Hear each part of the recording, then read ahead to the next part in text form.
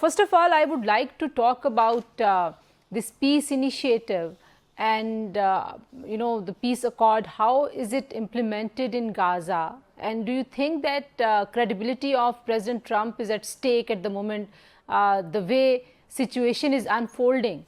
Well, thank you. It's good to be back here with you. Well, I mean, President Trump had made very clear that ending wars, ending conflicts was going to be one of his top foreign policy priorities early in his term. So he struggled in Ukraine. There, things have not been going well. But indeed, for now, he's had a major breakthrough in Gaza.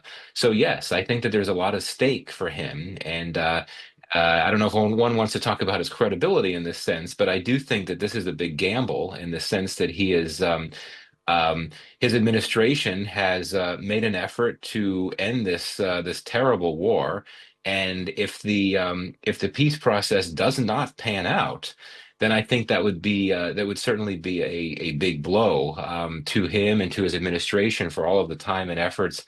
And also, given how important that the president has said this is for him and for his administration and for the United States on the whole to get this deal. So it's going to be very difficult. And of course, we've had very good news in recent days with the hostage releases and, of course, the fighting having stopped. But, these things are always much more complicated than you want them to be. So we'll have to see what happens in the coming days. And I do think that for this peace process to be successful, you're going to need to get a lot of buy-in from important players around the region Yeah. in the Middle East. And so there's going to be a diplomatic component to this effort by the U.S. as well.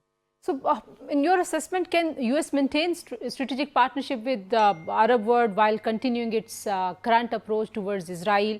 Are you thinking that there will be a change in U.S. approach towards Israel? Well, I mean, yeah, of course, this very special alliance that the U.S. has with Israel and the full backing that the U.S. has provided to Israel during its assault on Gaza is clearly something that's problematic for many governments in the Arab world, in the Middle East. But on the other hand, the U.S. has some of its most important allies and partners are in the Middle East, right? Whether you're talking about the GCC states or Egypt or Jordan or whatever the case might be. Yeah. And clearly the administration has been working closely with these leaders on this process. And you had this peace summit in Egypt, which was something that I think shows that contrary to perceptions of the Trump administration, that it does want to work with its allies and partners to reach to help achieve its foreign policy objectives. And of course, the big question now is if this war does end, will the U.S. look to try to get some of its other friends in the region to sign on to the Abraham Accords Yeah. and recognize the state of Israel? That remains to be seen. And to what extent U.S. domestic politics impact these peace broker, initiatives by U.S. President?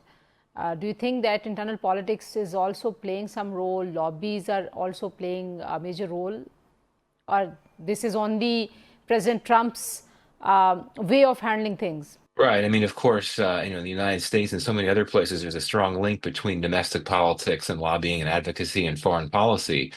Um, but I think in this case, as I said before, the president has said many times that he wants to end the war Yeah. in Gaza. It's one of his top goals, and I think that's something that is not at all impacted by what lobbyists might be doing or domestic political factors. I haven't seen any polling recently to indicate how many Americans want the war in Gaza to end.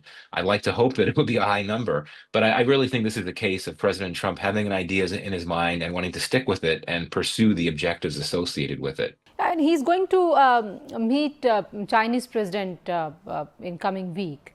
Most probably next week he will be meeting the Chinese president. But before that, his insistence on Russian oil purchase issue.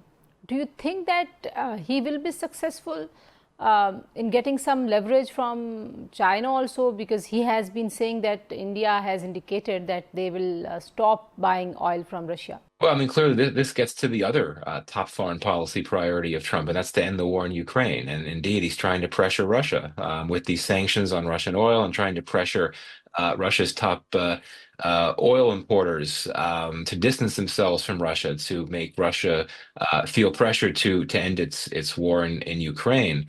Um, China is the biggest importer of Russian oil. India is the other big importer of Russian oil, but it only began to really ramp up its imports after the Russian invasion of Ukraine. So it could be an awkward part of the conversation between President Trump and President Xi. I don't necessarily know how much they'll talk about Russia. I think that from a U.S. perspective, the main things on the agenda will be trade and tariffs Yeah. and trying to get around that. I'm assuming the Chinese side would want to discuss that too. But it's true that China is very close to Russia, and so I suspect that President Trump might try to impress that, to try to deliver that message to President Xi that he wants the war to end and President Xi should help.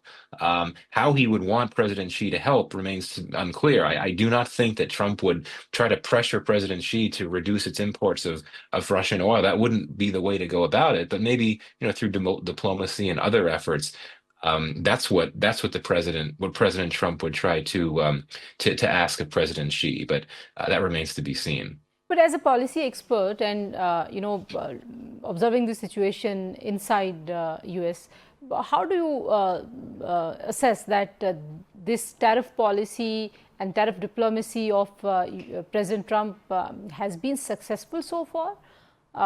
Does this resonate with the basic idea of foreign policy of United States?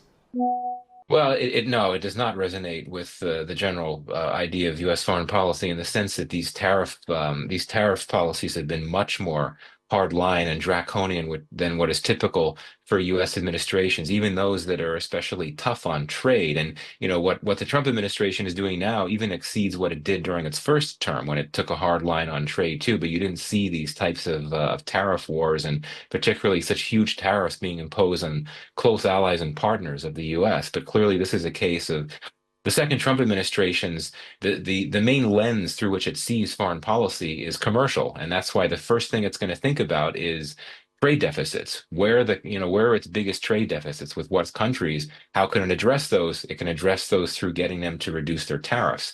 So this is why we've seen what we have. But look, I mean I don't necessarily think that it's been unsuccessful, this policy, in the sense that many countries have really come to the negotiating table and made major concessions to the Yeah, United States. yeah. That's pretty significant.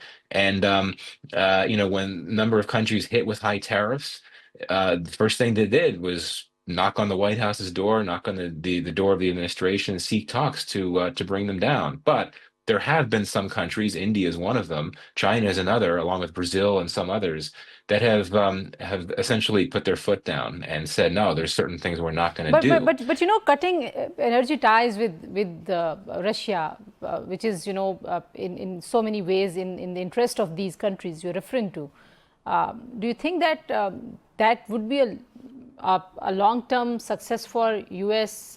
Relationship with China or with India? Well, I mean, of course, the U.S. relationship with China it's a fraught one and it's a competitive one. So what if China were to decide not to do as much with Russia? And quite frankly, I don't think China likes Russia to be in a I don't think China likes to be in a position where it knows that Russia is so dependent on China as it is during the war. So in that sense, I think China does have a strong interest in the war ending and or not engaging quite as much with Russia. But Yeah. even if China were to do nothing with Russia, if it weren't to engage with it, that doesn't mean that tensions between China and the U.S. would go away. Now, with India, it's different because I think that the Russia factor has become the key tension point in that Yeah. relationship. It's something that triggered new rounds of tariffs. And, if the US and India get a trade deal, it would be because India is agreeing to make a concession to reduce some of its imports from Russia, its oil imports from Russia. So it's two different relationships, two different cases. So President Trump has been reiterating that Modi is his friend and they are, good friends. He used the word love, in fact, for himself. But do you think that this love-hate relationship is going to settle at some point of time? Because as India has signaled already that they will reduce some oil imports. So, how do you look at this relationship in coming future? Yeah, well, that war messaging that you referred to just now is one way, right? I mean, Trump has been saying nice things about Modi, but Modi has not been using the same type of messaging about Trump. He's not been calling him a really close friend. He's been speaking more in the context of the broader U.S.-India relationship than his personal relationship with Trump. And I think that the Indians are not ready, quite frankly, to bury the hatchet. And as you know, Modi will not be going to the ASEAN summit in a few days from now. And had he gone, he likely would have had an opportunity to meet with Trump, who I believe will be there. So I think that's a pretty strong signal from New Delhi that India believes that tensions are still so high that they're not yet ready for a face-to-face meeting between Trump and Modi. I do think that the relationship can be salvaged. It's a multifaceted relationship, but the U.S. or the Trump administration has really squandered a lot of trust in New Delhi, and it's going to Yeah. take a long time to recover that. And I think that if it's going to work, you're going to have to see elements of the U.S. government outside of the White House, like the State Department and others, engage quite closely with India to try to pick up the pieces. I'd also note that India has very quietly, over the last year, been pursuing a détente with China. India wants its tensions with China to be reduced. And I think that if that continues, that raises questions for the future of U.S.-India strategic partnership, which, as you know, has long been rooted in this idea of the U.S. viewing India as an important partner to work with the Yeah. U.S. to counter China.